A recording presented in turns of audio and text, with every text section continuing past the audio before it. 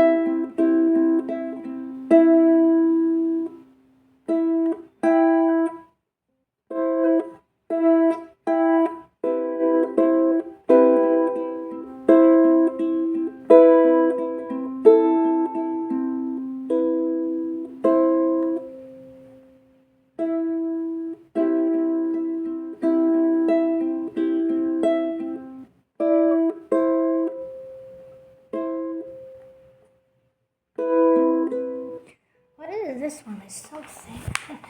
Unfortunately, I don't know what to press to make enough sounds.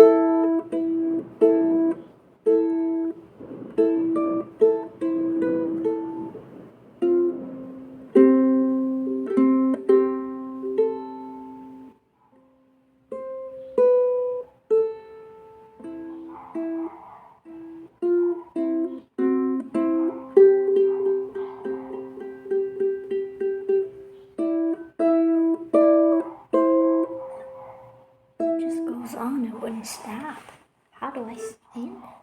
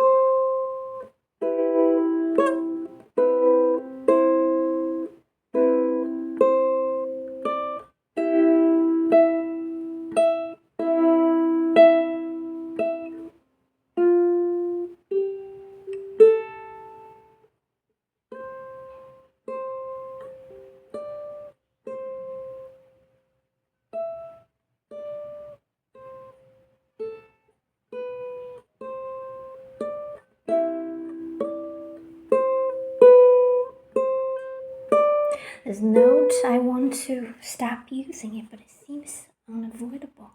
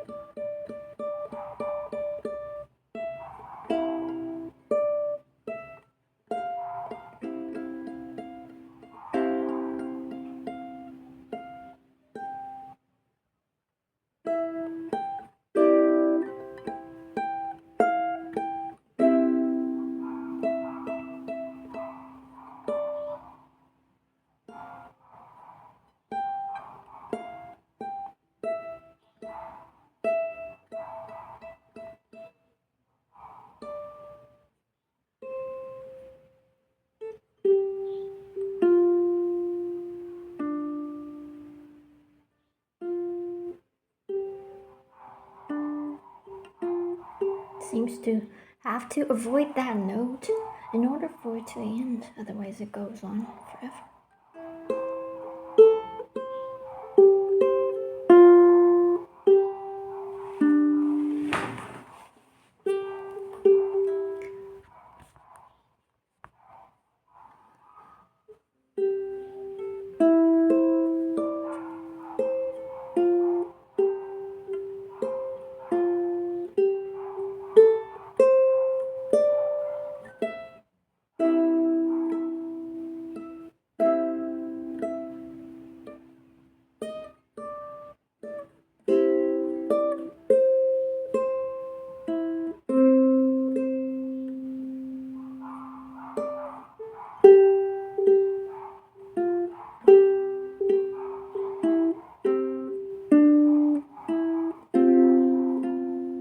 This is my favorite note. It's so peaceful.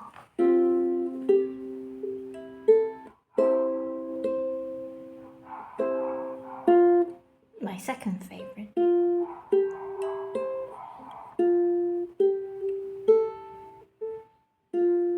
A moderator. Like clouds.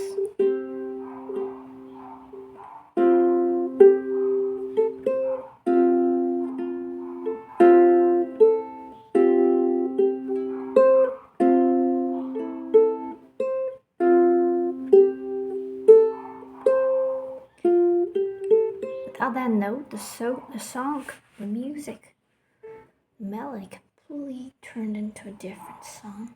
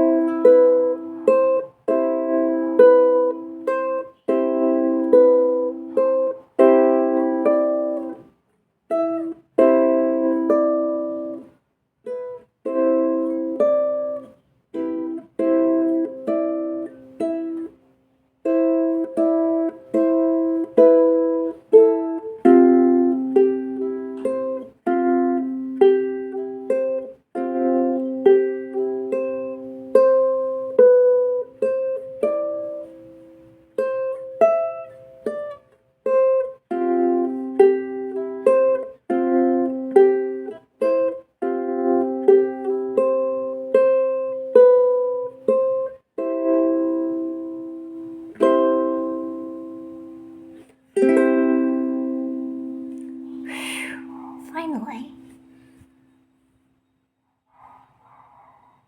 found something new.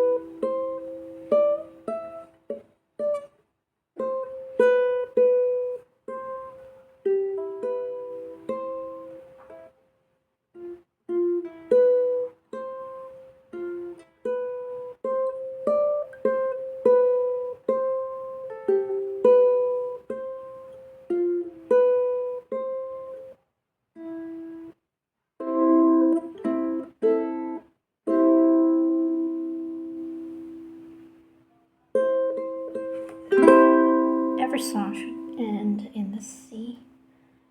In a C chord. But I don't know how to go there.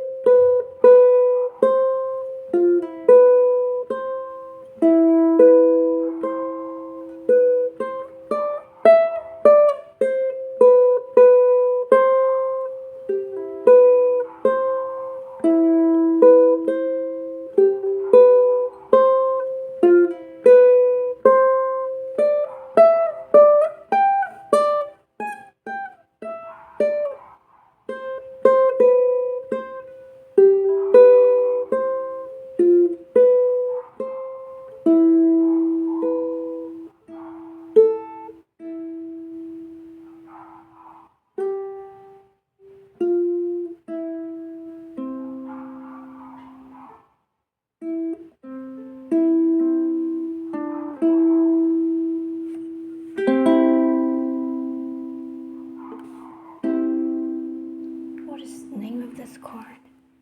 It's not a chord, is it?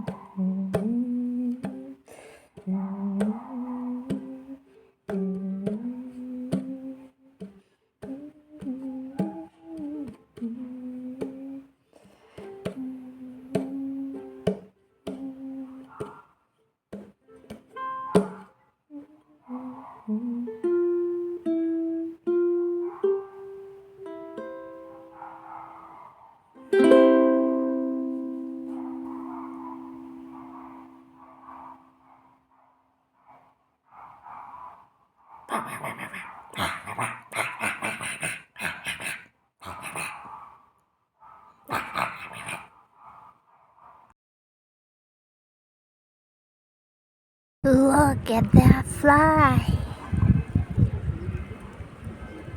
So beautiful.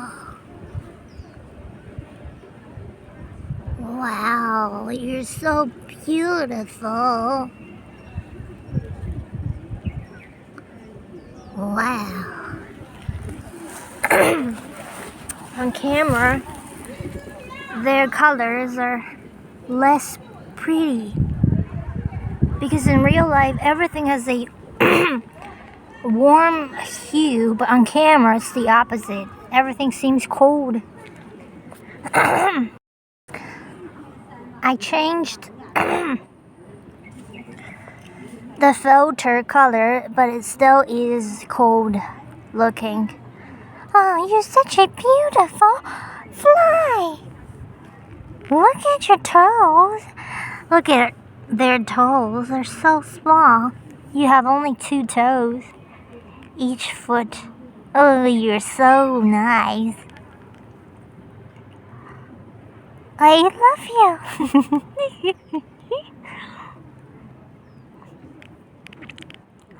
I want to pet you, but you wouldn't let me. Ooh, I thought they were gonna let me pet. Because they let me get so close.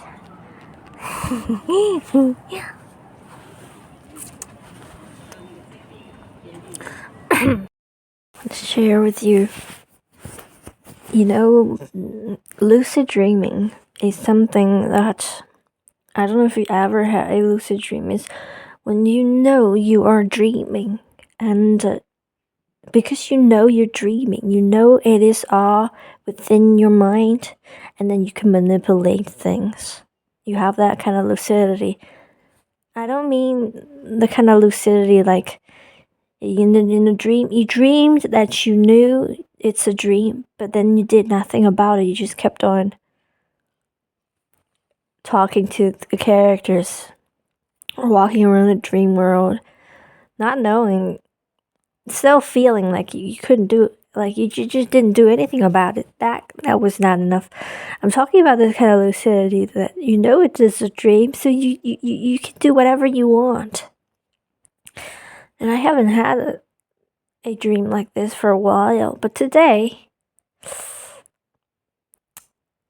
somehow I just in the dream, I don't know from when it started. I just knew I was dreaming, but again, it wasn't 100% lucidity. I think it's still somehow really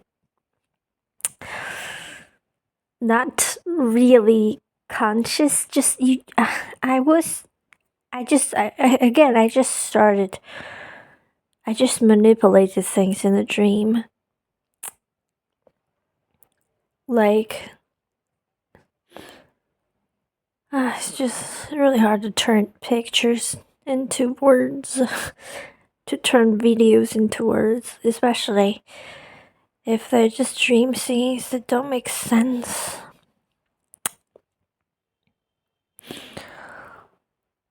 But, oh shit, what I did was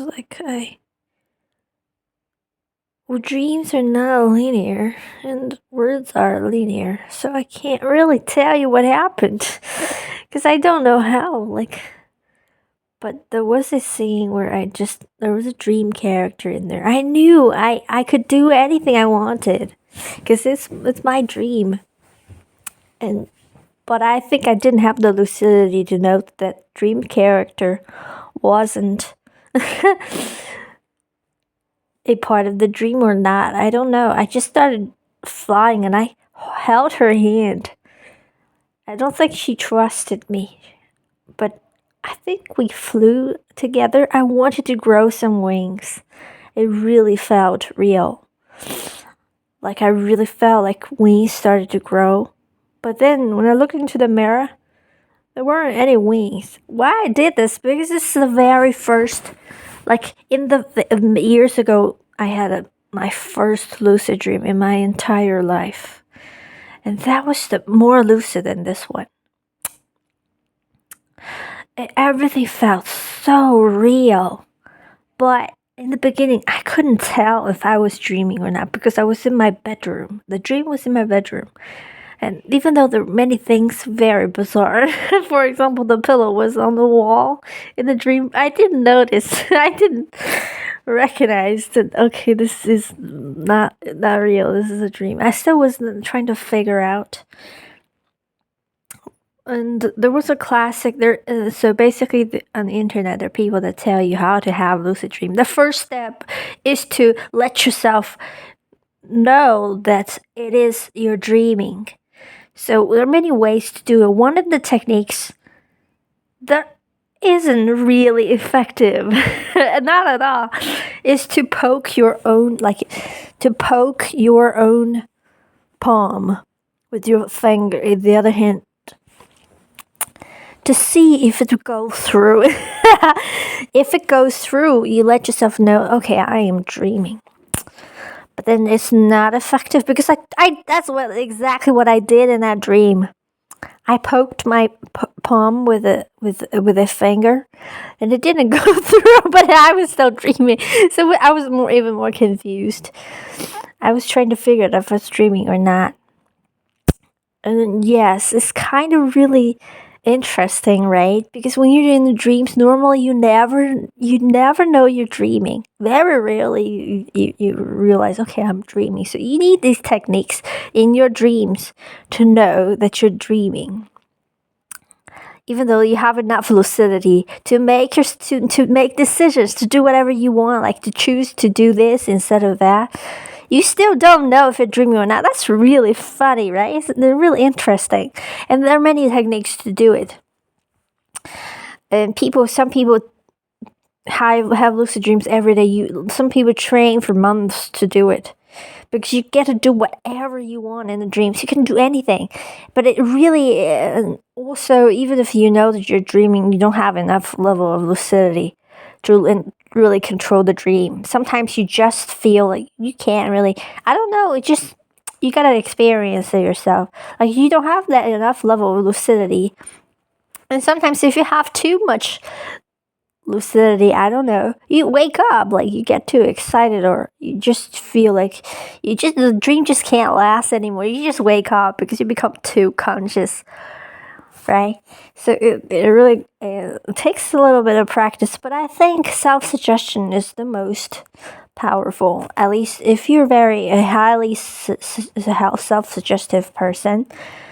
Literally just think about lucid dreaming a lot, especially before bed. You read about it, you think about it, you just tell yourself, I'm going to have a lucid dream tonight. You will have it. That's what happened. I never trained myself to have lucid dreams, but the weeks when I was doing a presentation about lucid dreaming, I had a lot of, like, not a lot, because I didn't really want to have them, because I find them a little creepy, like being aware in a dream and looking at people and thinking they're all fake. It just feels creepy, right? Fake people, but they're walking right now and they talking to me. It just feels kind of creepy. But so I don't really like to have them, so that's why I didn't have like a lot of them.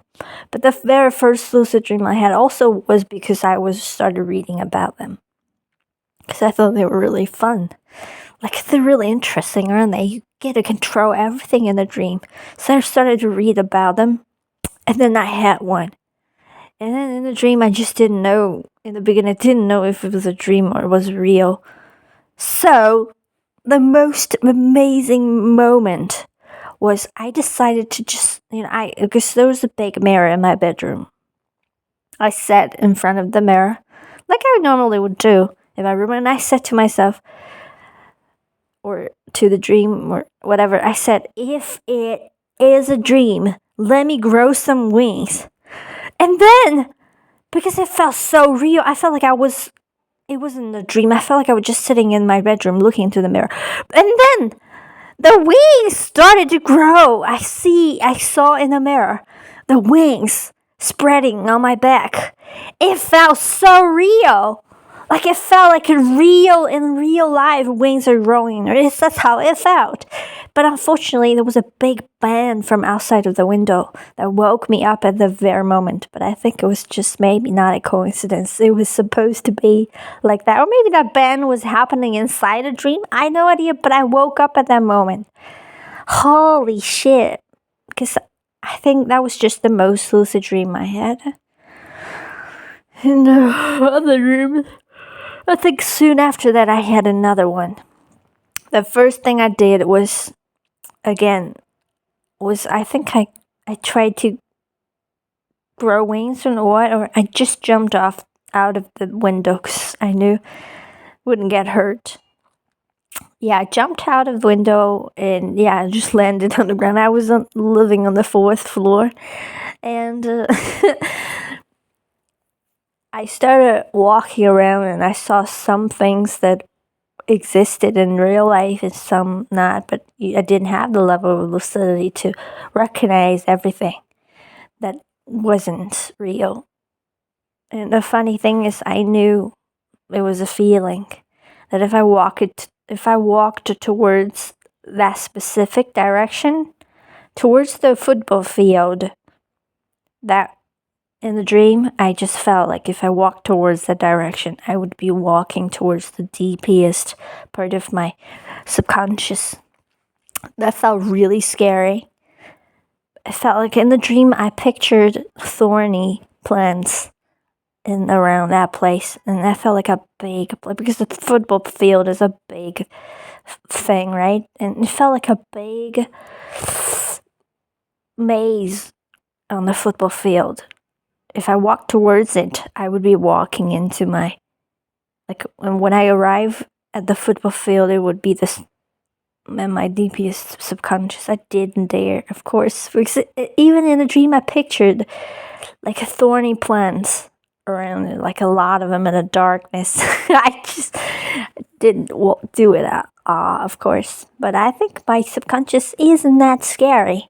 Just somehow in the dream, I pictured it to be scary. My subconscious, I don't know actually, because even though I am a very profound and complicated person, but I think I'm very simple-minded.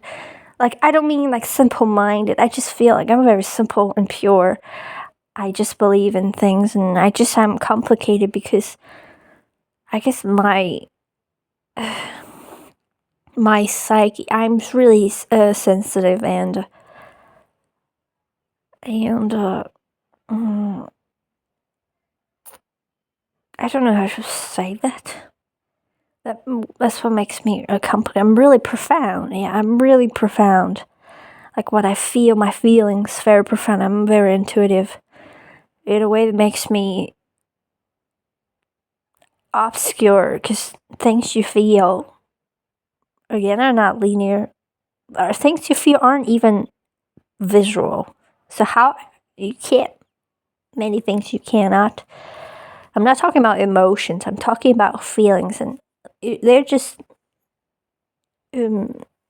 really hard to describe unless you're with someone who's on your channel, the same channel. Then the same page or same level.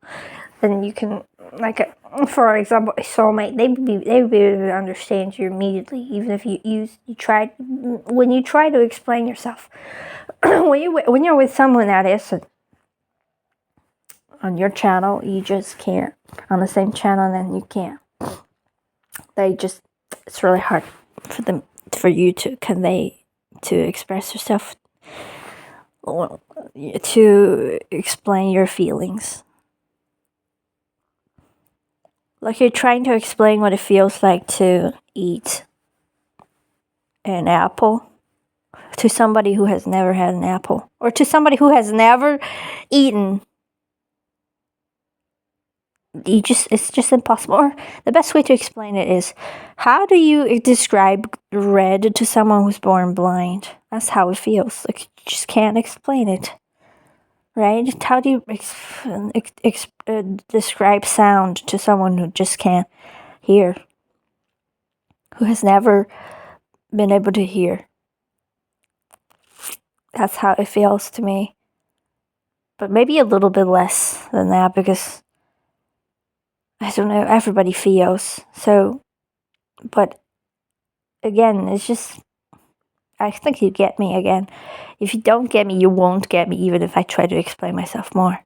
If you get me, then you get me. If you will ever get me, you would be getting me right now. Yeah, so, well, if you're interested in lucid dreaming, just read about it. I think people that are drawn to me are just like me, which means you're highly self-subjective. Like, you just think about something, you just think about lucid dreaming, just think about it, talk about it, even just read about it, you will have one. Some people need a lot of months of training before they can have one. But, I think most people aren't like that. Most people are somewhat suggestive enough to just read about them, read about it often, and then you won't have one. And it's quite fun. You can fly. You can just imagine things into being. Like in this dream, I was in the middle of something and I was walking. I needed to be in a building in a dream. So, the fun thing is the buildings, they emerge as I approached that part. And they were changing. They were changing. And I thought to myself, I just needed a building. Just think one. And then there's this one finally settled down, and then we walked towards it.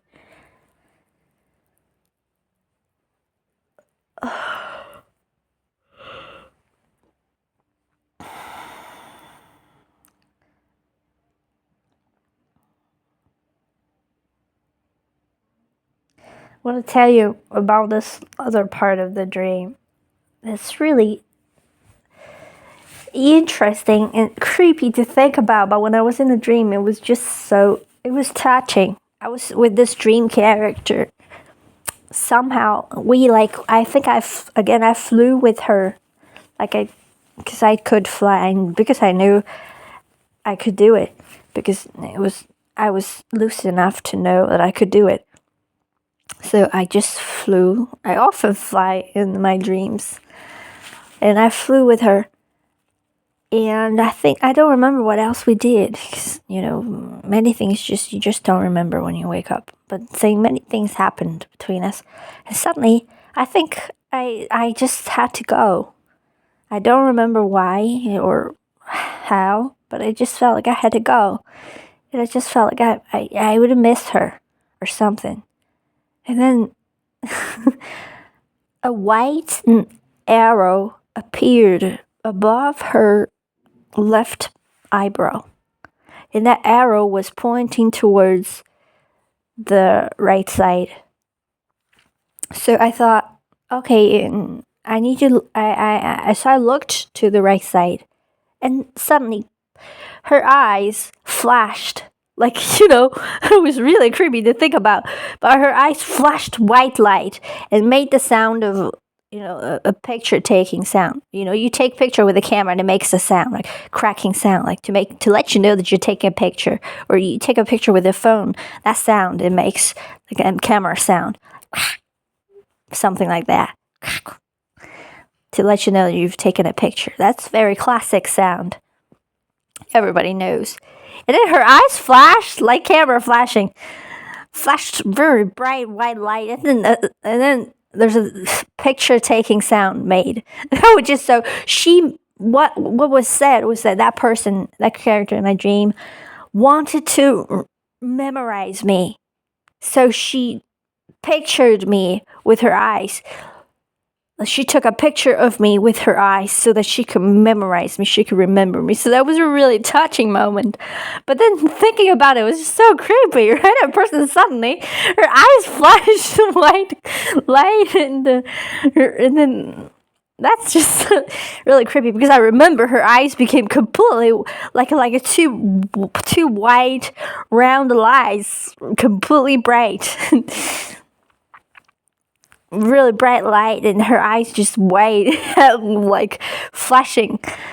It's just kind of creepy to think about. But then it was really touching. She wanted to remember me. But in the dream, there was no part in the dream that made her feel like a robot. But that moment, she was just like a robot. That's when it's creepy, right? When you're walking with somebody normal, you think it's a human being. Suddenly, their eyes can't do that. It's just creepy. I don't remember if in the dream I felt creepy. Maybe I felt it for a second, but then I was more.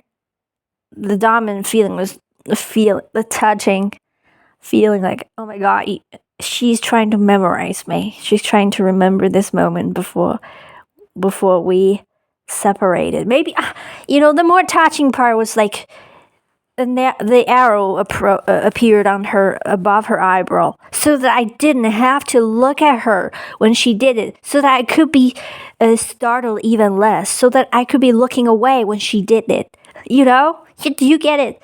Like, she didn't want to scare me, so an arrow appeared on her. I don't know why it was that. Why she didn't just say, "Look to your left, look to your right." But an arrow, but wasn't it? There was an arrow. She actually, I don't remember her saying things in the dream. Maybe she was silent or what. Well, but why didn't she use her finger? You cannot reason with dreams, because your dreams are much broader than the logic that you have. Logic, what is logic? I've said it. Logic is a system of perceiving.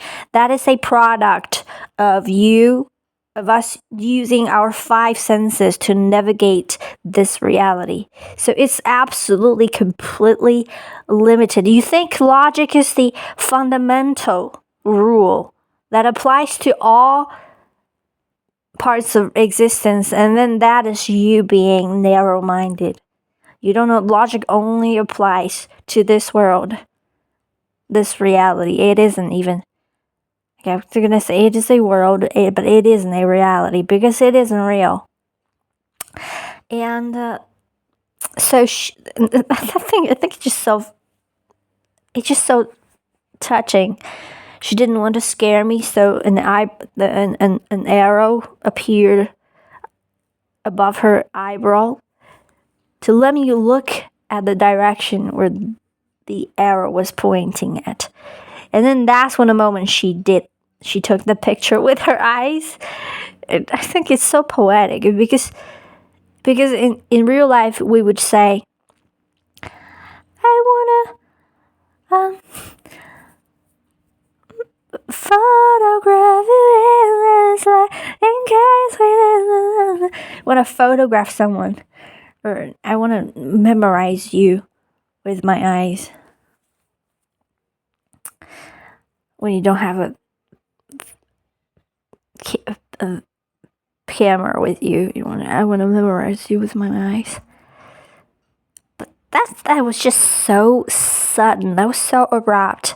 I did not see this coming, as if the characters... Okay, the most bizarre part is I knew I was in a dream. I knew they were dream characters. They're parts of me. I think I knew it. I don't remember if I actually knew.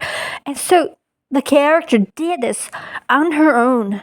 I felt like she had her own agenda. Like as if she wasn't a part of me. Even if I knew I was in my dream and everything was a part of my psyche, I mean, she did something that I did not... Like, I just did not...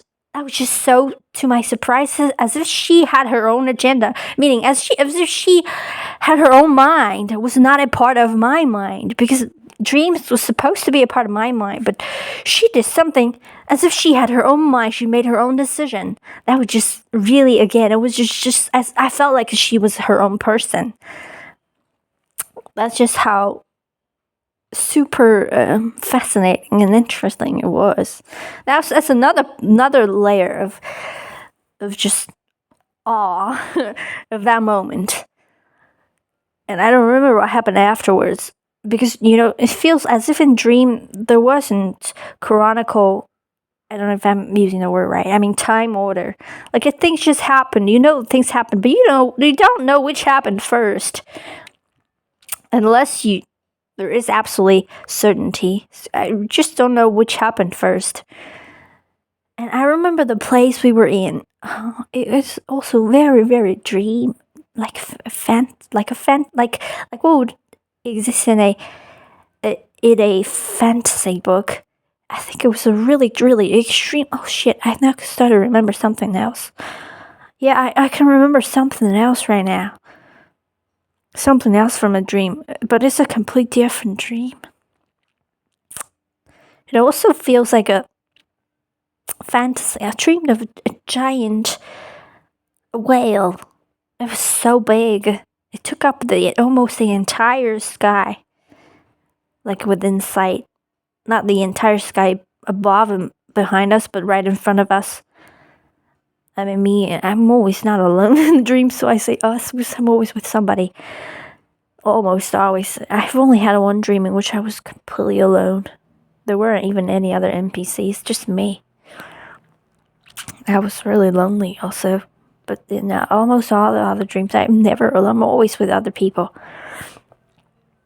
And again, this dream, I don't know how to tell you, but we were walking around this. My English isn't good enough to explain it. This, like worship, you can say this worship stand or something, like for like religious type of thing. I don't know. And the stand, like I don't know how to describe it to you. The stand looks very traditional. Maybe I can't describe to you. And there were little people, like little monsters. Because I was playing this game called My Singing Monsters, in which the monsters are made of body parts of people and monster faces. So you'd see a monster with human feet, but their body completely covered in white fur, and this being This monster has no neck, or neck as thick as head, and arms, and you just feel like this monster's made of human body parts and things combined together. But in the dream, I just dreamed of these little. I don't think they're the same monsters. They're just little people, but not people, not humans. And they're cooked. They have been cooked and eaten. Only bones left, and some bones still connected into a whole skeleton of that creature as kind of human-like, but not human. And they're really small. They're as big as, like, as long as my forearm. Me and that other person, we were just looking at them. And they're small little creatures. Some, I don't know, I can't say they're all dead, because it feels like as if they are not dead. But they're just cooked. But they are not food for us. They're food for some monsters. I don't know. And there's this pond in front of it. Don't know. It's just really kind of don't know how to explain the type of dream. I think we needed to do something. Maybe we were in a video game. I don't know. Maybe we were in a game, in the middle of a game or something. We had to do something, but then I don't remember. And then a giant whale appeared in the sky. Giant whale, but it was a killer whale. But killer whales are not giant. Blue whales are. But it wasn't a blue whale. I felt like it was killer whale.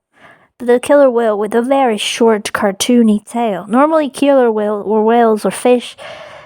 I mean, I know they're not fish. Whales are not fish, but just talking about they look just like fish. They have long tails. They don't have short tails. But in cartoons, fish can have short tails. And somehow in the dream, the whale had a very round body, which made the tail very short, like in cartoons. So huge. Too huge.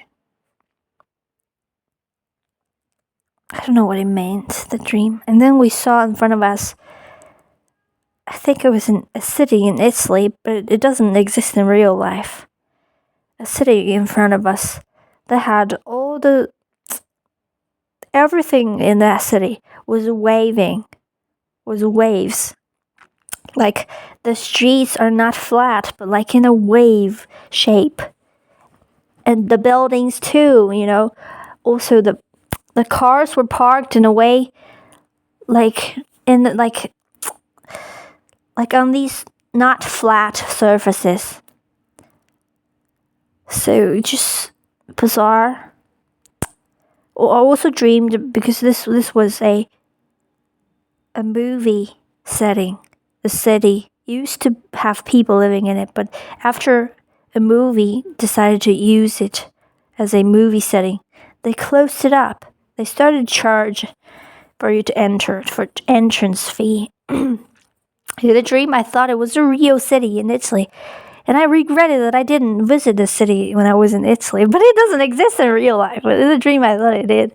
I was thinking, I remember I had been to Italy, but I'd never been to the city. I just felt like I missed the chance. But it doesn't exist. It's also, it looks like an entire city, but it's still, maybe it looked very, very small.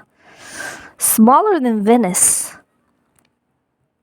Things were packed, as if it was not real. As if we were looking at paper cut city. Like in a book. Very small and crowded, with buildings and things. You can't see streets at all. Just things stacked. One in front of another. And continue to talk about where I left the top building we were at with the other dream character that I flew with, that took a picture with me with her eyes. Took a picture of me with her eyes. I think it's a giant skyscraper. In fact, it's kind of a skyscraper that doesn't exist in real life. It's so tall.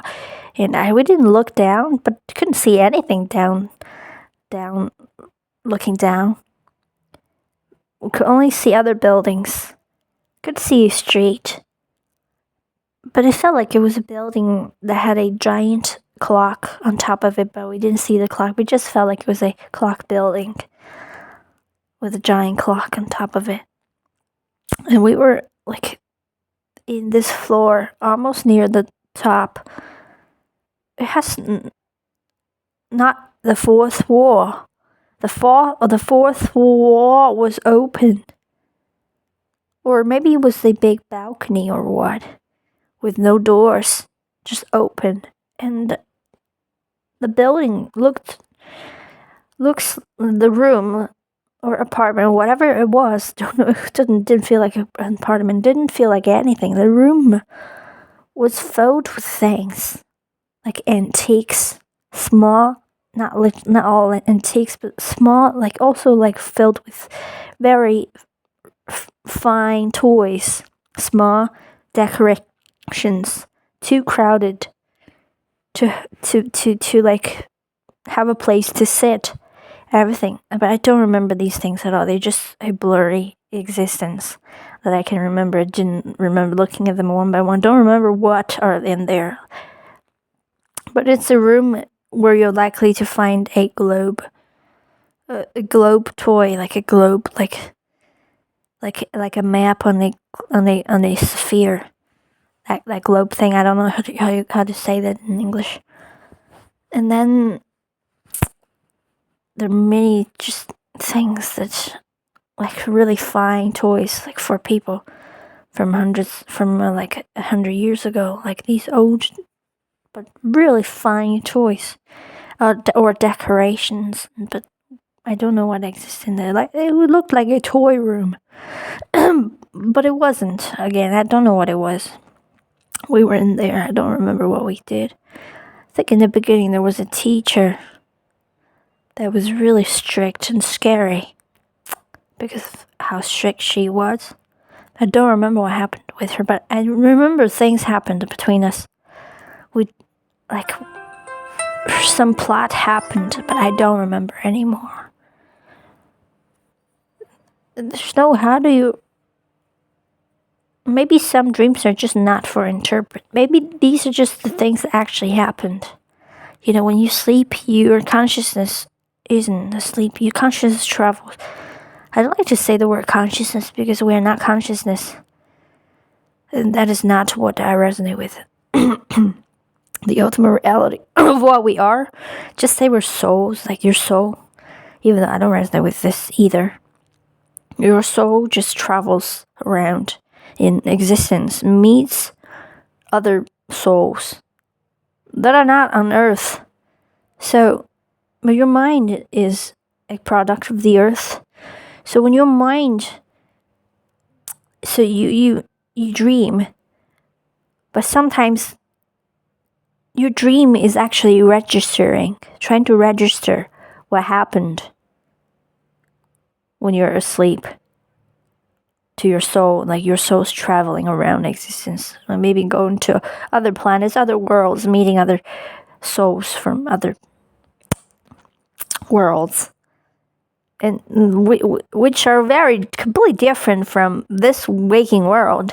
So your dream's trying to register what happened, but it can't make sense at all because there are things that just don't exist in this world. So your dream would look like completely bizarre to the mind because the mind is completely a product of this world. The mind has perceived. It is a product of all the things you've perceived, and it is also the perceiver right now. So it cannot understand at all what the dream is about. But the dream literally shows you in a coded language because it cannot show you what actually happened because your mind doesn't have the things that happened, like the things that you saw with your real eyes of your soul. The things that don't exist in this world don't exist in your mind because your mind doesn't go with you. Your mind is asleep. The only thing that is asleep when you're sleeping is your mind. Your soul isn't. Your soul doesn't need to sleep. The mind is asleep. So the mind... The dream is... Some people say dream is not what happened. Like you feel like your dreams happened throughout the hours of your sleep. But actually, some people say dreams happen the second you wake up. All the dreams happened the second you wake up. They didn't happen across the hours.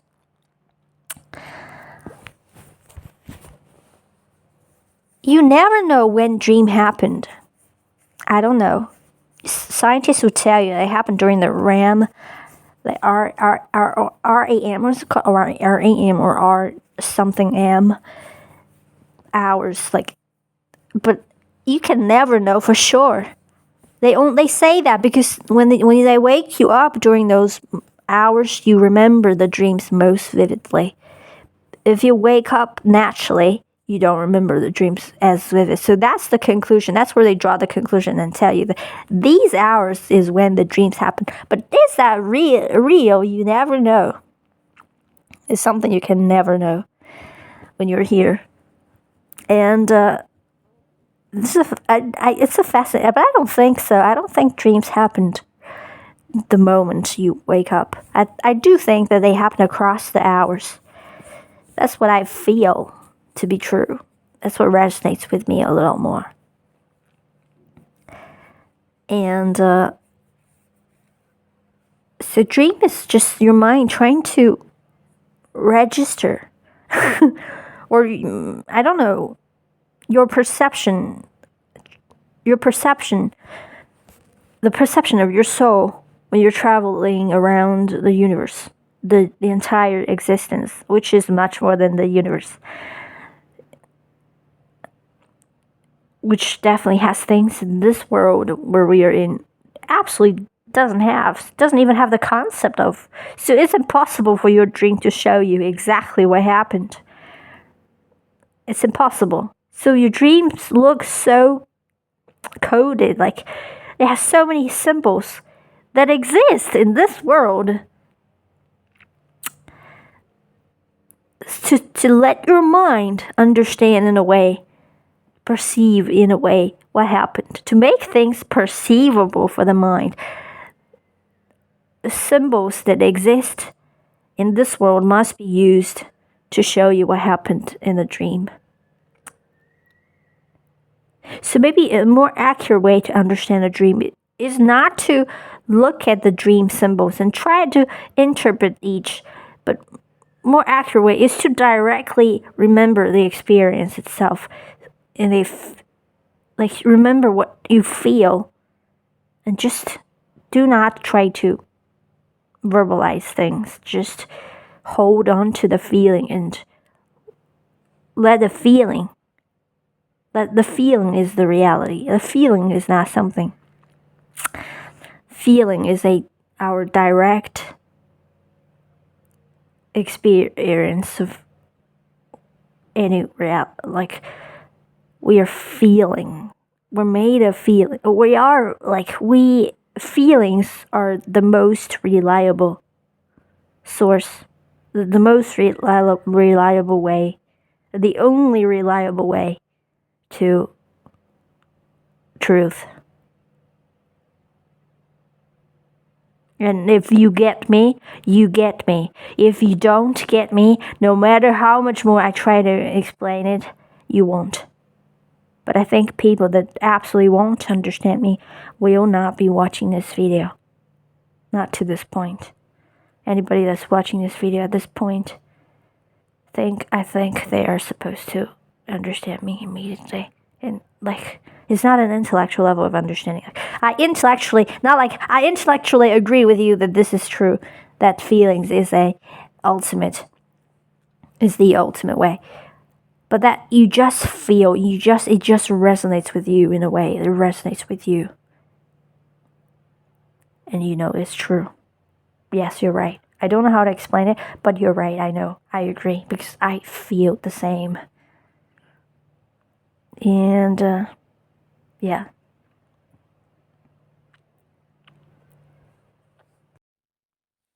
This game is so funny. It's called Poe. So you adopt this little thing and you can feed it It eats?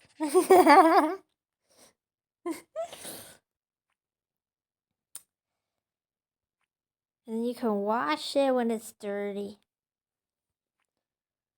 Or you can, if it gets sick, you give it this, but it's not sick right now. Play games?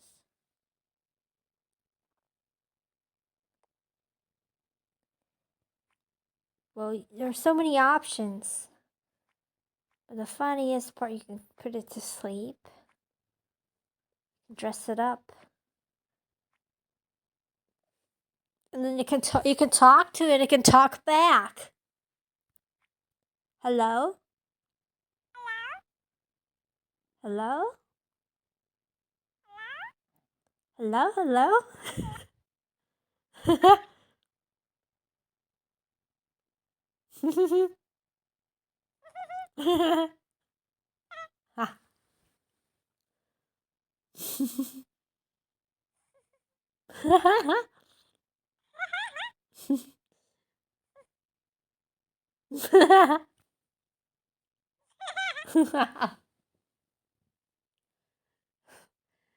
It's so funny. The microphone doesn't work very well.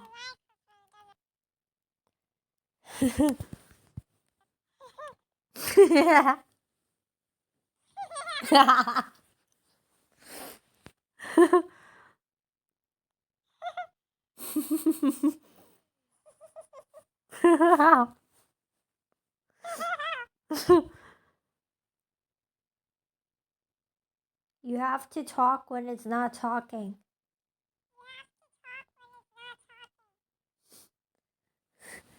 You have to talk when it's not talking.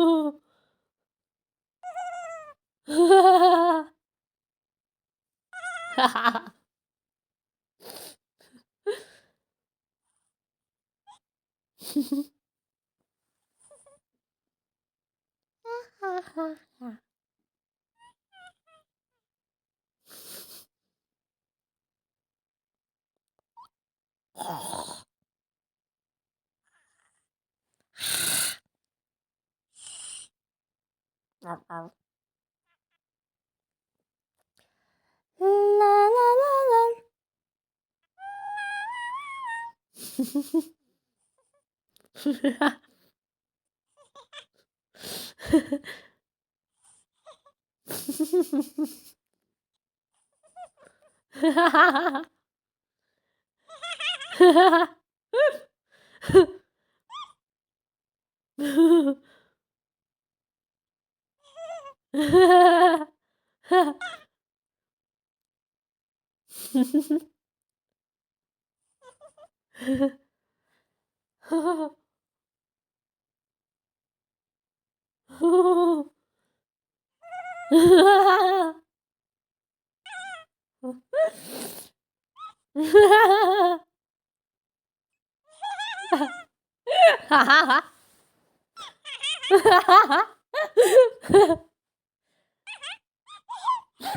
It's so funny.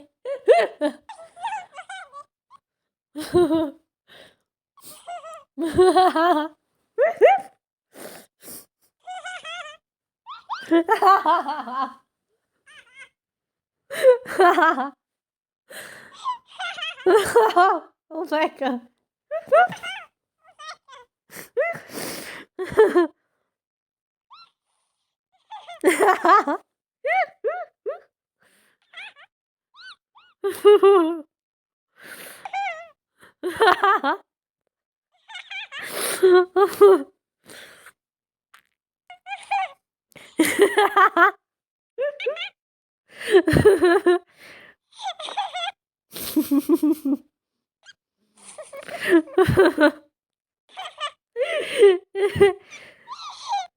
Oh my, it's so funny. Oh my god.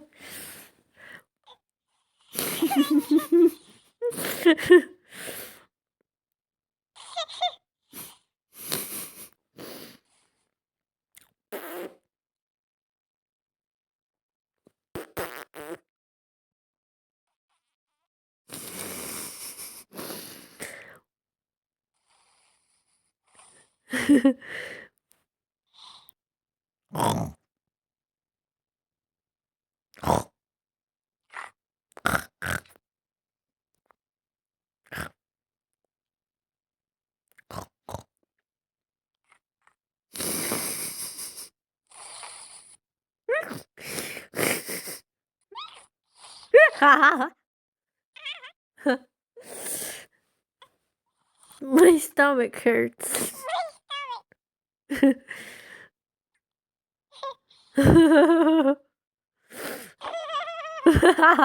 It's so fun.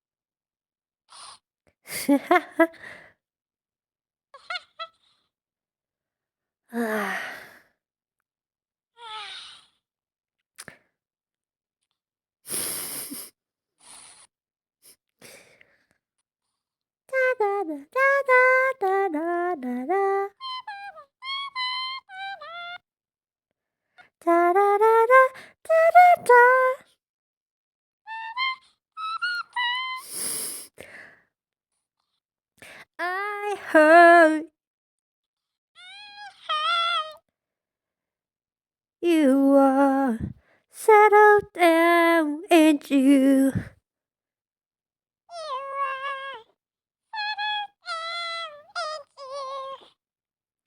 found a girl and you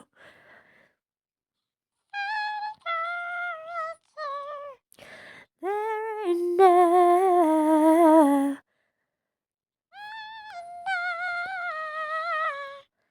I heard that your dreams came true. And she gave you thanks. Da, da, da,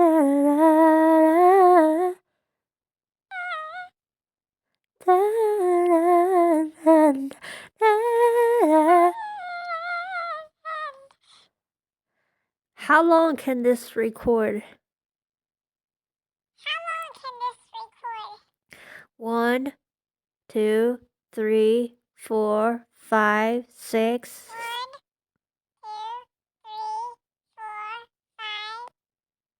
1, 2, 3, 4, 5, 6, 7, 8, 9, 10, 11, 12, 30, 40.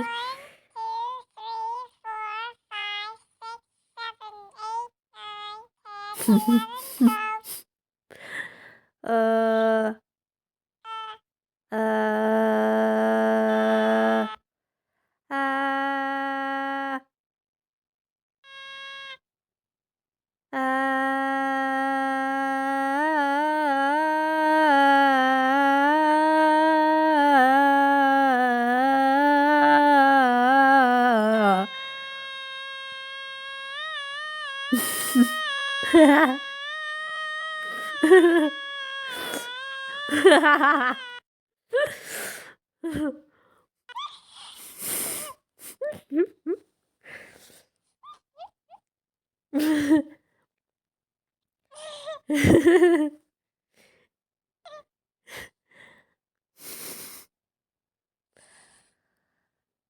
I don't like the microphone not being sensitive enough. Otherwise, it's a bit more fun. Guess it's just for kids. It does this like a dog. That's it. In case you don't believe me, you didn't believe me when I told you I have been winning, and then I started losing when I started a screen recording. This is 6 winning in a row. And I think I'm getting the hang of it. I'm getting better at it, better and better.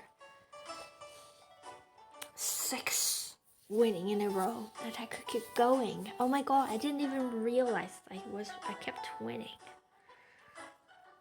I really like this game because when you lose, you really don't feel bad. It's not like other games, other competitive games. You feel really, really terribly bad when you lose. Not like bad that you lost, but you're just mad. You're just like irritated, angry, like because there's just hopelessness, helplessness that you felt. Like when you play card games, for example, you just watch yourself losing. But this game is different. It surprises you with your losing. You don't watch yourself lose. You only can predict that you're gonna lose at the very last few moments. So it kind of surprises you. Like the card games I played, for example, like the card battler games, you know them everywhere. They're really good. But then you just can't, like, you start to know that you're gonna lose. About during the later half of the game, you start to feel this helplessness, like how the other person's strategy just keeps working and you have no way against them. It just feels very, very terrible. Even though they're good games, but it just really makes you feel so bad. You feel mad because of this feeling of helplessness, like frustration. That's the accurate word. But with this game, it's not. Also, because it's not complicated. It's really just really simple. It's not like some really hard strategy game. And it is strategy. It can be very hard if you play with very good people, like people that are really good. But you play with the average people. It's just fun. It's just like a fun little game. Woohoo! Winning. I hope you pick it up. You can actually find it on a Google Play. It's called Landlords, I think, in English. Play it. It's so fun to play with real people. Hello, everyone. This is my last meal today. Can't call it dinner because it's midnight. And this is super good. The best food you can have in the entire world. It's not about the food, it's about the sauce. I'll tell you how to make the sauce after I finish it because I can't wait. So good. I finished like in less than 10 minutes. I devoured it. I wasn't even really hungry. So good. So basically, you need the sauce can go with anything, everything, anything.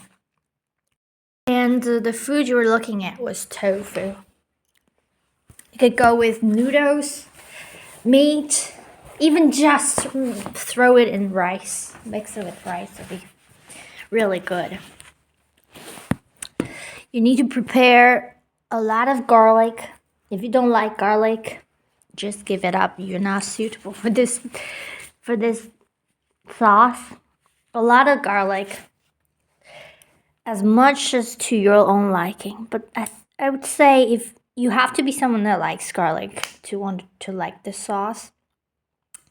I used, for this one meal, I used like 5 to 3 cloves.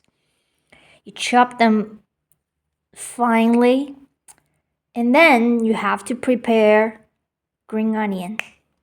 Green onion, the green part of small green onions. The green part, the leaves. Chop them finely again. And some chili powder. Doesn't have to be seasoned, just chili powder. And then, as much as to your own liking, you put all 3 ingredients in a bowl and you cook some oil. Like you add some oil to the pan and heat it up all the way to it starts to smoke, and immediately pour all the oil onto the ingredients. And then you need soy sauce, vinegar, sweetener or sugar, depending on how sweet your soy sauce is. Some soy sauce is really sweet. And then some salt, maybe salt. You add 3 spoons of soy sauce, 1 spoon of vinegar, about this proportion. You add it to the sauce, you mix it up. That's it. And add a little bit of salt if it's not salty enough.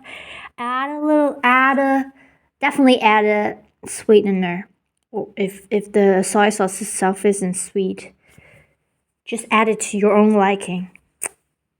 You just taste, maybe for your first time, I would suggest if you use real sugar, you add about 1/3 of the spoon. It's a small spoon. It's a, what is it called? Is it a tablespoon or what kind of spoon is this? You can see how big it is. I'll show you my hand next to it. Add about 1/3 of this spoon of sugar to it. If you use sweetener, I mean it's about the same. Just add to it. It doesn't make the sauce sweet. The point is to make it taste great. Oh, one last thing I forgot it.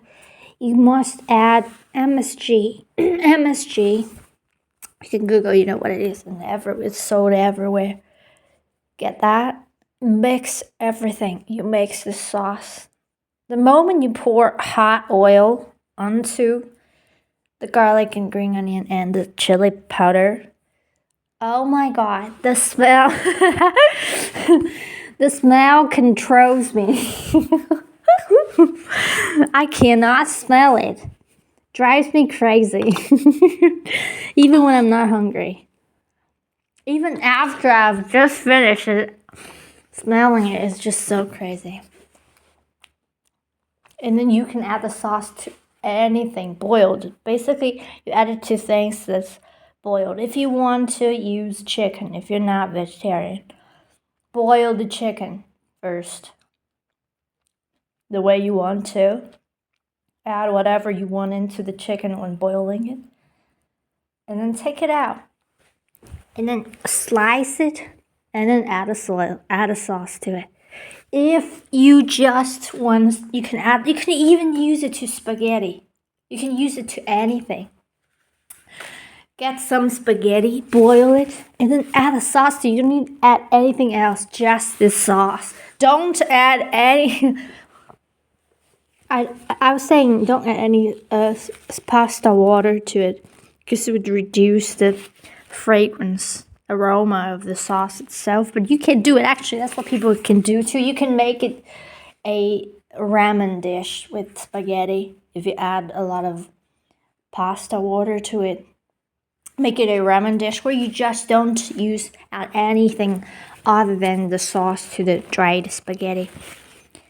I mean, dried boiled spaghetti with no pasta water, and you make it a very nice, very, very super nice. You can add it even straight to rice. If you eat rice, add it to rice. Just mix it up. Oh my god, tomorrow I'm gonna try it with rice. Or another thing I can teach you to do is you get some flour, you mix water with the flour, you make a dough, and then you grab a small piece of dough and then you spread it. Doesn't matter the shape, just make it thin, not like it's not strict. You don't have to make it super thin, but as thin as possible. To be fair, you can like stretch it. Like you grab a small piece of dough, and then you make it like this. You spread it like this, make it thin, and then you turn the whole dough into small pieces of doughs, like spread flat and thin. And then you while boiling the water, so as soon as you've done, or you can do it, you can throw it in the boiling water. You don't have to worry about overcooking the ones that you threw in first, because that's what I often do. Like I often just when I make this dish, I just throw it piece by piece. But actually, I would prepare a little. I would prepare as the water is boiling. I would have already prepared some pieces, and there's just about maybe half the dough left when the water already is boiling, and then I throw all that I've made into the water, and then I would quickly make the rest. Turn the whole dough into these pieces, and then you let it boil, and it really boils. It cooks really quickly, like 2-3 minutes maybe. You can just try. It's done, and then you take it all out, and then you just pour the sauce onto it. Oh my god, you will come and thank me. And yeah, I don't like it with eggs, but if you like eggs, you can try it with boiled eggs, hard-boiled eggs.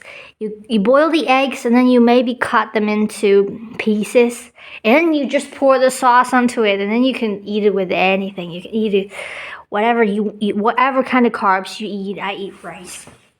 I imagine it to be very tasty for people that like eggs seasoned this way. You can try it. Definitely try it if you have no problem with eggs. I just don't like eggs. If I don't like boiled eggs seasoned. I eat boiled eggs only with salt and some fermented tofu. And yeah, you can do it with anything. You can do it with tofu, like what I just did. But the important thing is you want to boil the tofu first, because tofu has its own this beany taste, because it's made of beans, and you want to boil the tofu for less than 5 minutes, but at least 3 minutes. Keep the water boiling, and then put the tofu in. Just don't stir it so that it doesn't break, because tofu, depending on what kind of tofu you use, but I used very watery type of tofu. You know what it's like if you're familiar with tofu. There are two types of tofu. One is a very hard type that has much less water than the other one that has a lot of water. That's much easier to break, but it was still boilable. I thought it would break in water, but it didn't at all. It stayed whole, and I'm grateful that I boiled it, because it kind of removes that tofu, like, I don't know how to describe it. I don't like that specific I don't know how to describe it at all. Raw tofu, like, I know tofu isn't raw food, but raw tofu, uncooked tofu, it just has this very unpleasant flavor or taste to it. I don't know how to describe it. If you boil it for like at least 3 minutes, you can remove that. You can boil it actually for however long you want, as long as the shape doesn't break. Well, I boiled it for like maybe 5 minutes. I don't know. And then you pour the sauce on, and you just drain all the water and then pour the sauce on the tofu. Like, you first piece the tofu with a spoon, because if you can't really cut it with a knife after boiling it, especially with this type of watery tofu. It really breaks so easily. You just carefully put it in a bowl, and then you use your spoon to just spoon it into pieces.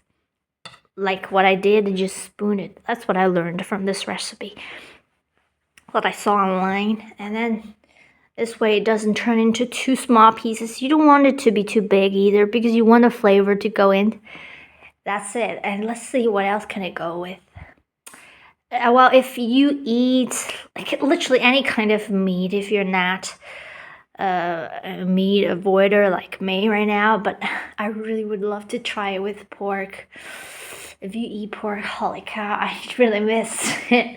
But I just can't see myself cooking raw meat anymore. I don't know, I just can't. But with pork, I don't know how you cook pork.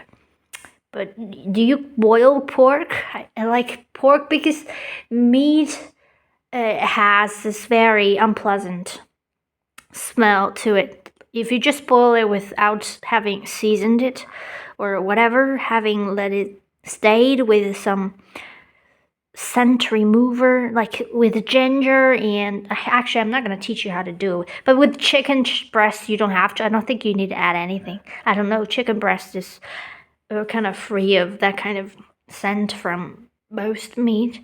But I don't think I think it probably would go well with fish too. Basically you boil, I don't know if it would go well with sea fish, because sea fish is very strong. I've never tried it with fish, to be honest. Maybe I should, but I don't even eat fish anymore. Like I just I'm not drawn to eating animals as much. But that's pretty much it. That's pretty much it. Yeah, that's all of this sauce. Well, you can be creative. You can add it to anything you want. Trust me, if you love green onions and or onions and garlic, you're gonna go crazy. Like me, you're gonna go crazy for this sauce. It controls you. It controls me. I cannot smell it at all. It controls my brain. Super good. Superb. There are two important things to remember is that you cannot skip any ingredient that I told you about, except for salt, because salt is just for the saltiness. You can completely entirely skip it if you don't like it to be any more salty than with the 3 spoons of soy sauce added to it. And the next important thing is also the sweetener part. If the kind of soy sauce you use has a sweet flavor, well, again, the sugar or sweetener is not to make the sauce sweet. Your sauce is not supposed to taste sweet, like the sweet taste. The sweetener or sugar only helps to bring out, I don't know, like how people would add salt to desserts, right? This is what you do also when with adding sugar to salty dishes. It's the same thing. Like when you cook cookies, they're supposed to be very sweet, but normally, people always add salt to it. That's just to add to the layers of the flavor. If it's just purely sugar, it doesn't have any profundity to the flavor. So you get it. You must make sure that you add some sweetness. I think if the type of soy sauce you get your soy sauce and then you taste it. If it doesn't taste somehow sweet, like in a way that it doesn't taste sweet at all, it's just purely salty, then you got the wrong soy sauce. All right, a good soy sauce always tastes somehow a kind of sweet. You can just compare. Maybe the first time you get a soy sauce, you get it wrong. Next time you get a different one, and you definitely will get one that is good. And then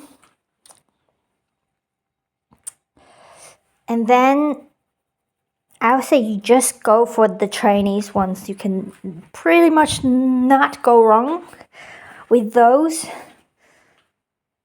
Because I once tried one that is from, I don't know where. It just was wrong. It was the wrong soy sauce. So I just stick with these. Never change again. I just change brands, but I don't change the country. And yeah, you can never go wrong with those. And then what else? Oh, The next most important part is you need to use enough oil. You cannot use too much, but you can use too little. Because if you use too little, because what we do with the oil is we cook it hot enough to pour it onto the ingredients, right? And you want to make sure you have enough oil so that the heat from the oil can touch pretty much all the ingredients you have in the bowl. Like all the green onions, garlic, and the chili powder. Chili powder, you want to add it to the top, at the top, so that that's where the oil first can touch. But if you add it at the bottom, maybe the oil gets cooled down by everything else before it touches the chili powder, right? You want to add it to the top because chili powder, one thing, it absorbs water. Second, if you add it to the bottom, it's very light, and all the other two ingredients are watery, so they cool down the oil, kind of prevents it from heating up. Like the heat from the oil, perfect. Why you want to pour the oil onto the ingredients rather than cook the ingredients in the oil is that this is perfect. This is perfect temperature to cook these ingredients to this perfect state. But you can also, if you are experienced enough, you can actually throw the ingredients into the pan. But you don't want to overcook it because the point is to not make the garlic and green onion be cooked. They just want to be kissed by the oil, and that's enough. That's how you stimulate the flavor, the fresh flavor out of the fresh ingredients. If you cook it, it just kind of it's different. It's a different dish. If you just cook, if the garlic is fully cooked, it won't taste anything like this.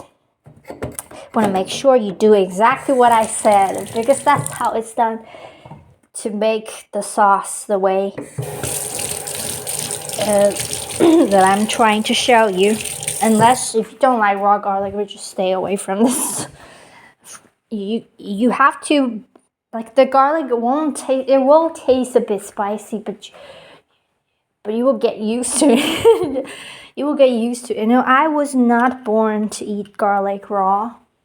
I only learned to do it later in my life, and I fell in love with it. So it was new to me too, raw garlic. I never had eaten garlic like that. But you can chop the garlic as finely as possible if you have a problem with the rawness, like you just a little scared. You chop it very finely, and you add a lot of oil, like so that the garlic can be not too raw for you. Yeah, that's pretty much it. You just remember these points. It's super easy. You just need to do it once, you never forget it. The smell, the flavor, the fragrance, it's something that you have never tried before. If it's something you have never tried before, I think you have never had anything good in your life.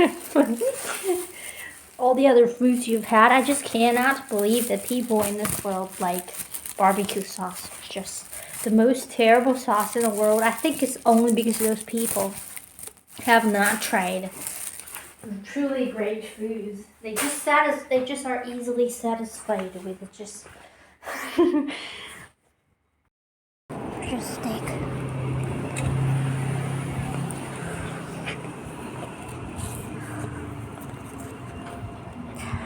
Little Wai, she's sleeping. She's laying on my foot. Is it comfortable? Maybe I'd take my foot away. It's more comfortable. It's a little monster. Wants to bite everything. Little devil. Bite. Look at those teeth. They're so scary. Look at those teeth. They're so sharp. You want to bite everything. A little devil. What do you want to do with my shirt?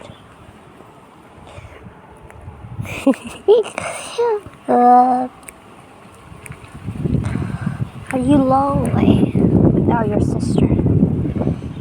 Her owner said, like, the little boy told me that because the little black would bite people, so they now don't take her here anymore. She's with her mom, who also bites people. But then he told me he has a not bad relationship with them. So now little white is here on her own. But I don't think little black is of any threat because they are both on their leash. They only bite each other.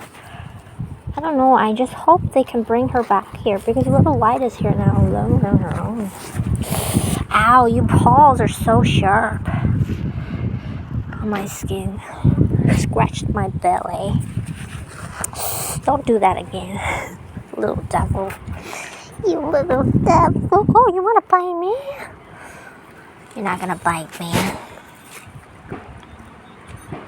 They say, he told me a little white is very nice girl. Not like a little white bites you all the time. Literally, yes, I told you. I tried to let her know that I don't like to be bitten. And she would just bite me like a maniac.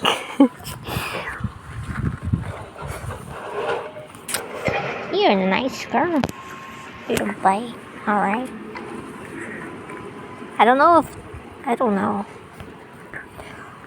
why dogs are so different, even though they're twins. Why do you know not to bite, but your sister doesn't know?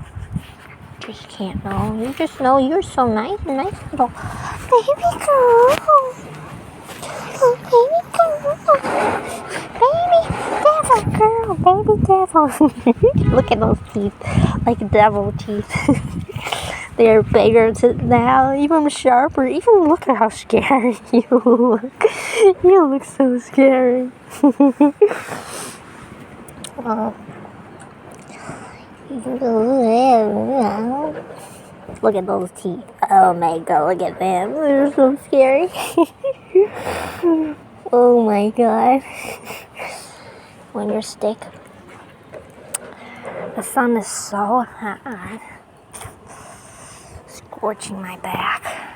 I think it's healthy for me, right? It's healthy to have the sun scorching you sometimes with clothes on.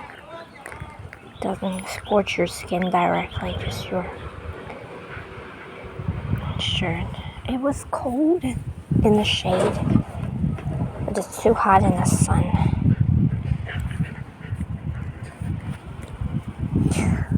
When I came, she was over there making a hole, digging a hole. I think she's trying to dig some sand out so that she can stay cool. Well, this place where she is has a shade.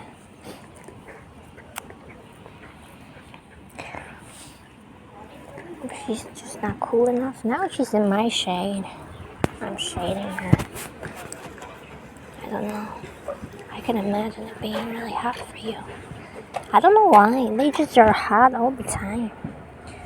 I mean, she doesn't even have a thick coat. It's thin enough, you can see her skin underneath. Not very thick. But look, she's hot right now. Oh, she's sleeping, falling asleep.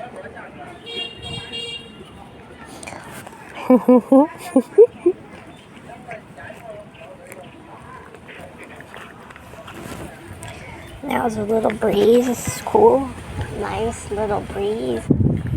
I feel like she's got bigger again. Are you gonna get even bigger than this? I know that she's not a big dog. She's not gonna become a big dog, but a small, medium sized. Oh, you're so cute. I like to squeeze you. Cats would never let you do that. Oh, you can do whatever you want with dogs. They don't care. They let you. I love to have physical touch. I haven't had physical touch with humans for 2 years. Holy fuck, man. So I just touch you. I love to be touched. I like when she licks me too. Feels warm, her tongue. Ow, let go. Well, she wouldn't bite you really hard. Like little black, she literally just bites you. Look, this is what she bit me. She bit me. The scar's still here, not healed. Like a week ago, or more than a week ago, she bit me. Like she takes large bites, and she really goes for it. Like really hard enough to break your skin. The little white nose, not to break your skin, but it still hurts. It still hurts because her teeth are so sharp. Man, look at that teeth. Look at that devil teeth.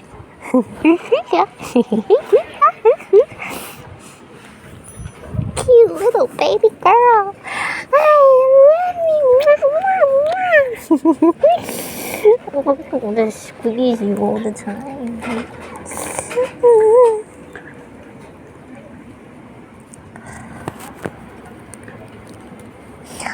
Oh my god, you're so warm. Her belly is very, very warm. You can cook an egg on it. Just kidding. There's a fly drinking your pee from there. Is that a fly? Yes, it's a fly. It's not a mosquito. Mosquitoes can't survive in the noon, in the afternoon. They are really scared of heat. You never see them when it's hot still. You only see them in the evening. Oh, you beautiful doggo. I love you. It feels so nice. Anyone would feel nice for me. I haven't had a hug for 2 years. It's not a problem. I grew up without hugs. Just people here are reserved. They don't hug you. They don't say I love you. Never.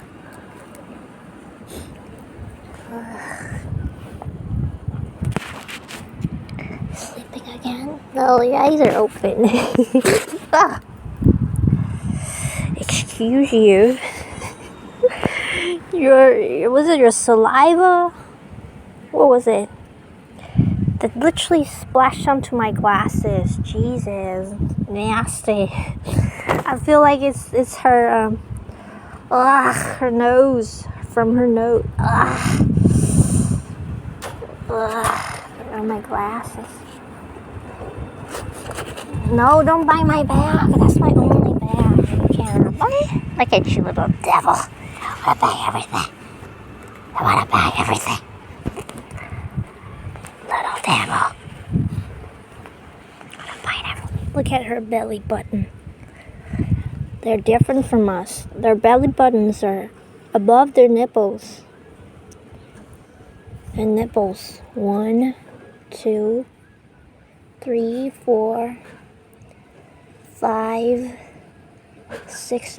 How many nipples do they have? Do they have the same amount of nipples? Or some have more, some have less? Why would you have so many nipples? Why do humans only have 2? But what about monkeys? I think monkeys also only have 2. Yes, I saw them in the zoo. Look at you, little cow. Look at the little cowgirl. What are you doing with your paws? Look at those pink cow paws. Kiss you. Oh, you're so soft. Oh.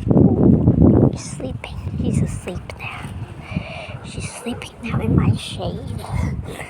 I am taking the sun, scorching sun. She's falling asleep. He's awake again. Wants to bite all the time. Little devil. You little devil.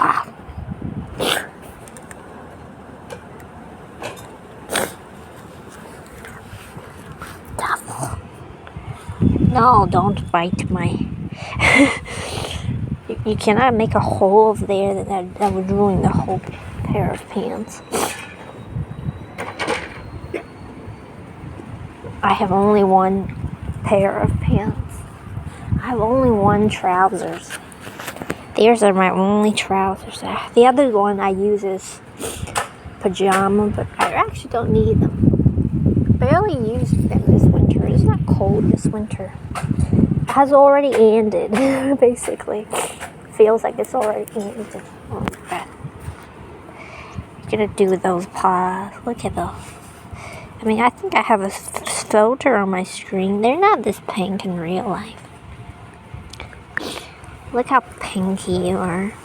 Pinky. Pinky girl. Pinky cat.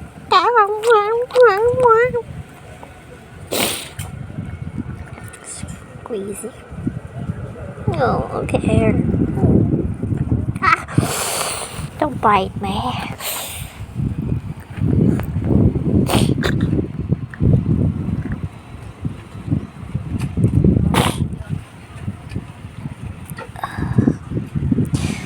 Animals, dogs, their skins are so loose. Look at the skin, very, very loose. Why? That's kind of weird, as if they're wearing a costume. Is that your secret of not feeling, of biting each other so hard without feeling any hurt? Look at human skin, can't stretch at all. Look at dogs. Oh no, what are you doing? Stop. Stop. Stop digging a hole on me. Ow, you bite my lap. That really hurts. I can't bite you here because it would hurt, but I think it won't hurt because I saw them biting each other. I saw a little black, or she, I don't know, a little black would bite her belly, literally, and then she wouldn't react. Oh, I can see a little. Ow, you cannot bite there. I can see your eyelashes. They are as short as mine. Very short like mine. Mine a little longer than you. Whoa! What's going on? Is all that sand in your nose? Don't bite me. Oh, bite me. Really hurts there. You can really make a hole in my skin in there. My skin's very tender, not like yours, elastic. Look at those skin, elastic, bite-proof skin. I don't have that. You have your fur, you have everything. Cute little baby girl, baby girl. I kiss you so much. You're so dirty and stinky. I can kiss your little head. Kiss your head. Why do they have a mold here on the sides of her face? The dog we had also had this. They have a mold on each side of the cheek, and there's a mustache coming out of it. Look there. Oh, beautiful girl. Kiss you. I want to kiss you. Bite your little head off. Your big head. How can you have a smaller head than me, but a bigger mouth than mine? Ooh. Your mouth is so big. Look at their mouth. So big. Oh, you love the massage. You love it. She likes it. She loves it. She's falling asleep. Oh, she loves it. She loves it. I love it too. I want somebody to massage my ears. Ugh.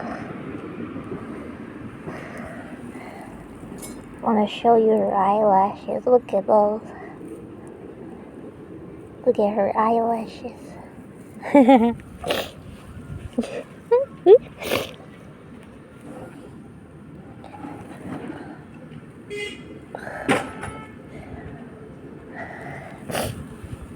Some dogs have longer ones, maybe? I don't know.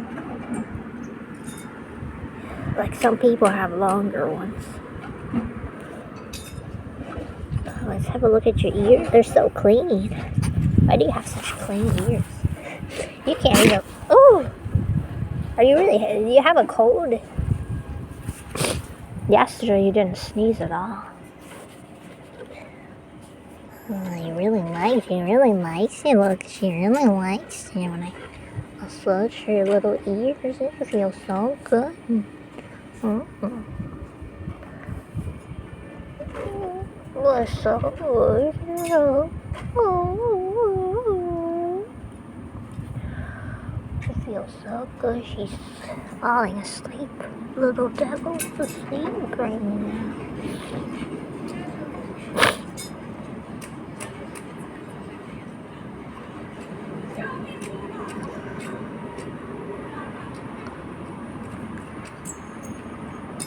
She's asleep.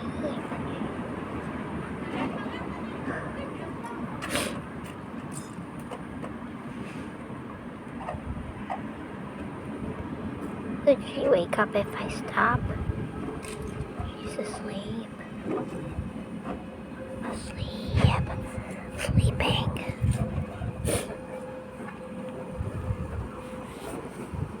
Look at the skin on her neck. It's especially elastic. Maybe that's why when you lift them up, like they can be lifted up by holding this skin here. Even their moms could do that. Like their moms have very sharp teeth, right?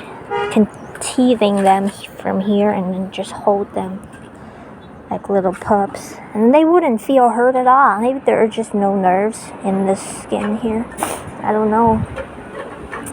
I think it probably feels something like on your elbow, you know, on the elbow, on our elbows, the skin over here, the loose skin. This is probably the loosest part of our skin in human bodies. And when you pinch it, I tried to pinch it as hard as I could. I couldn't feel anything. It doesn't hurt at all. I tried to squeeze, pinch it. I mean, not like using nails, but use your fingers. Just pinch it like this as hard as you can. It won't hurt a little bit. I try to make it hurt. It wouldn't, because there are no nerves there. I think that's probably the same thing with them dogs. That's why you can lift them up from here. But maybe you're too big for that now. You're too big. Nobody has lifted you from there for a long time. A big dog, yeah, a big girl. Gonna get any bigger than this. It won't be big. You're a small dog. I can see your eyelashes again. Look at it. Oh, you little devil.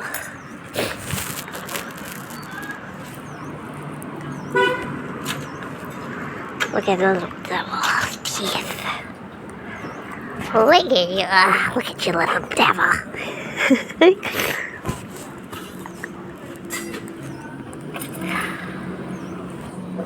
Oh, I want to kiss you. You're pushing me away. You keep pushing me away. Your paw. Oh, you cute little devil.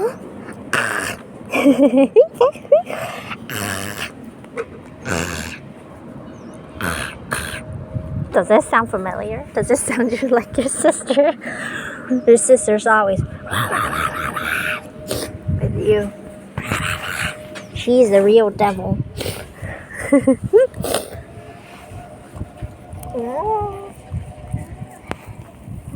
Maybe you get it. I think maybe they like. Maybe you stay with your sister at night, and during daytime you're here. But then why did they bring you here? I don't know.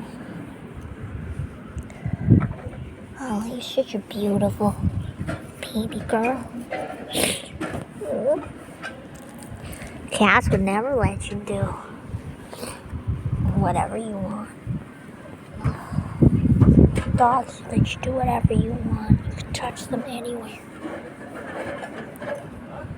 Yeah. You never would fear that they would attack you like cats. cats are like you touch them, they're okay with it, and when they're not okay with it, they bite you, they scratch you, they hurt you. With dogs, you never need to worry. Look at your ear. Is that natural? It looks so weird. But it looks like it's natural. It doesn't look like a wound. It looks like her ears are just like this. Born like this. Like some humans have a little thing on their ears. Even if it was like a wound, it's from your sister. I know. I mean, actually, in the beginning, Little White was much more fierce than Little Black. What I observed was like Little Black seemed to be avoiding Little White. Little White always wanted to bite her, like in the beginning. But later on, they both became the same. Like sometimes Little White was avoiding Little Black. Maybe you made your sister a fierce little devil. Maybe it's because of you. I don't know why. Oh my god. In the beginning, I didn't like Little White because she wouldn't let me touch her. And then she didn't look as warm as Little Black. Little Black was always wagging her tail, welcoming me, while Little White was calm over there, not bothered by me. But then now I wouldn't say it's the opposite. Little Black still is very welcoming as usual. They're jumping up and down when she sees me. Little White just naturally calmer. She wouldn't jump on me at all. She would not. Oh, don't bite me. Don't bite me. Don't bite me. I would like you to bite me if it doesn't hurt. Just say you could bite a little bit. No, that is my finger. Oh, hurts. All right. Oh, it's my finger. It's my finger. Oh, jeez. Oh, not too hurt. Eh. Remember, it's my finger. Don't forget. Sometimes they forget. Sometimes in the beginning they know it's your finger, but then as they bite you, they forget it's your finger. They start to go hard.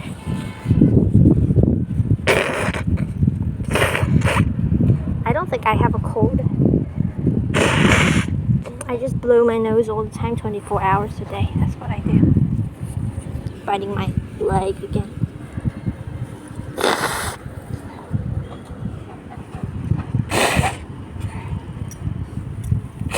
She would never bite my toe. Got up. Because my noise stirred you. Right? Little devil. Looking at me in the eyes. What do you want? You think I'm making some food? I'm blowing my nose.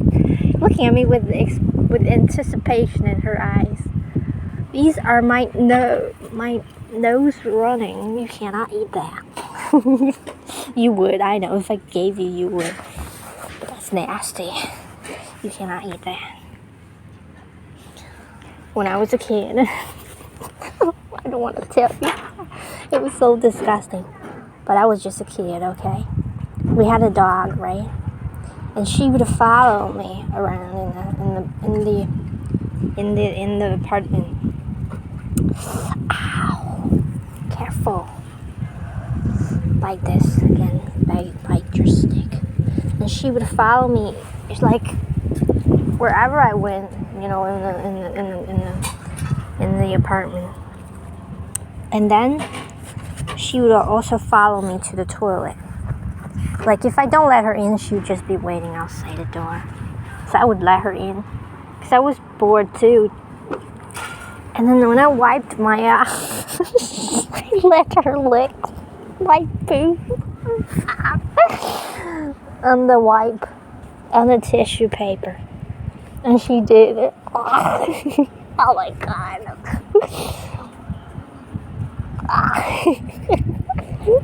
They would eat anything you give them.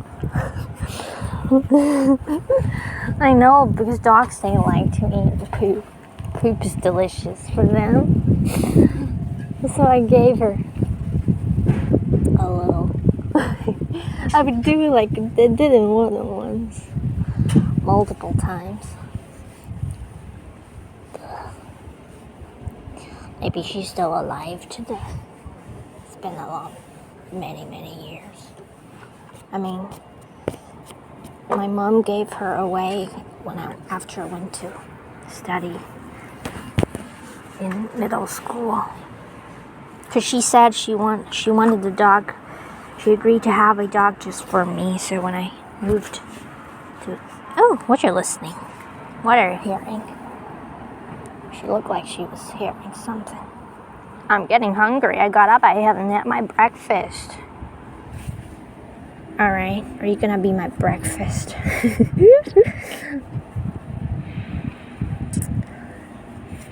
If she was still alive, she'd be 16 years old.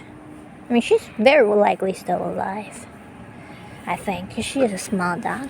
I think she's smaller than you. She's about this size, maybe. I don't remember. I think she's probably smaller. She also had a big dot on her back, but she was brown, not black, like you. Black and white. She was brown and white, you know? You would be... I mean, she would never bite you, in fact. She never would bite you. I don't ever remember her biting me, hurting me at all. But she would bite our slippers, like all of our slippers, all bitten by her, like broken.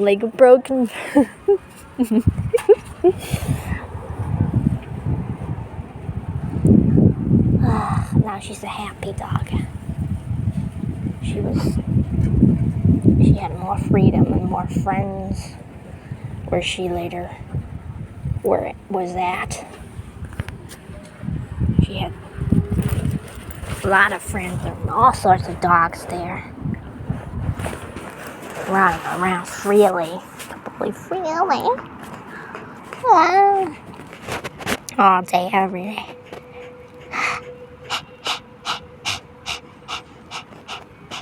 Bite me. Gently. Gently. Gently. I don't know. It kind of feels good if it doesn't hurt. Because I'm skin hungry. I haven't had any human contact for years. Imagine that. You are different. You are visited by your friends. You're touched all the time. If only I was a dog. People would touch me all the time, every day.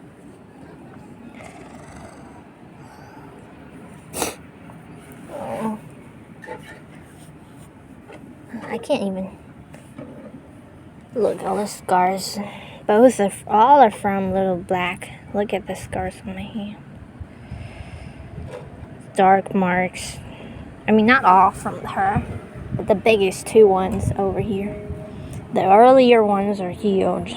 The earlier ones are from them both. Only on my right hand. On my left hand, it's okay.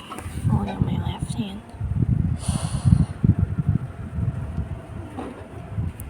I don't blame her because she's a puppy. But she just wouldn't learn. Like, you wouldn't, the little white would understand not to bite you to her. She never hurt me. I can let her bite me. She's not like Little Black, who literally takes a giant bite on you really hard. Breaks your skin, makes you feel scared. Literally, I was scared when she was biting me. The last bite was this one. She took a big bite and she took my hand down to the ground as if it was a toy. I was getting scared. Gentle. Kind of hurt a little, but it's okay. It doesn't break my skin. Look at how dirty you are. You know, she looks really clean. I mean, she takes showers and baths. She looks clean, but every time I pet them, my fingers always get dirty. Let's smell you.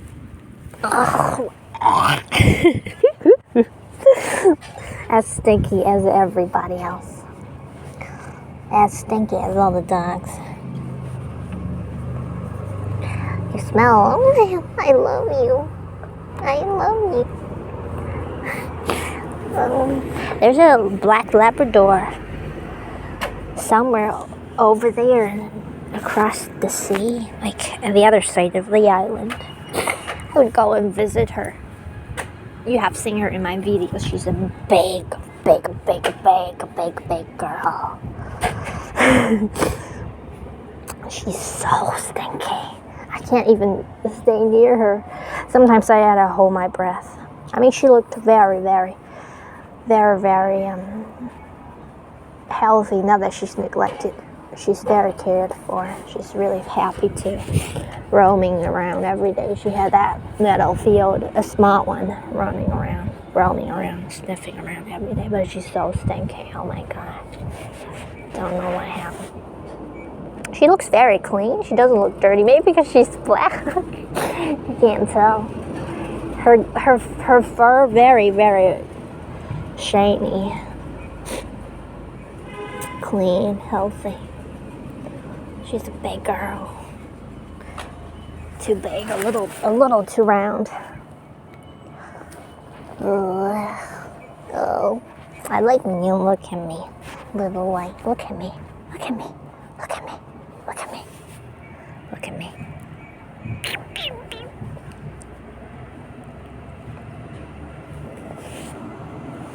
Somebody crossing over. You know, she's very calm. She doesn't even get alerted. A little alerted. Oh, she's very calm because she's with me right now. Kiss you.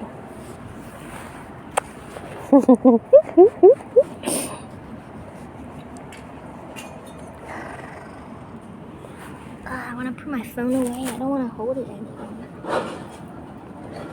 So that I can hug you properly. Oh, I love you. Big stretch.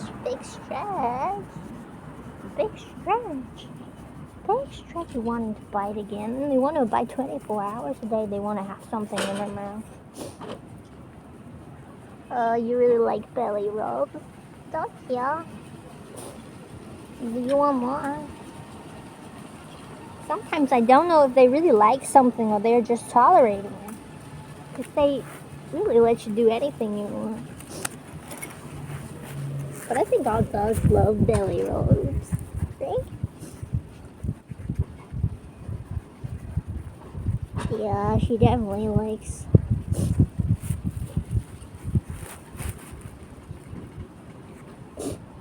Sometimes she would biting me again. But she's really gentle. I mean, not really gentle, because I've met dogs that are much gentler. But she's definitely not trying to hurt you.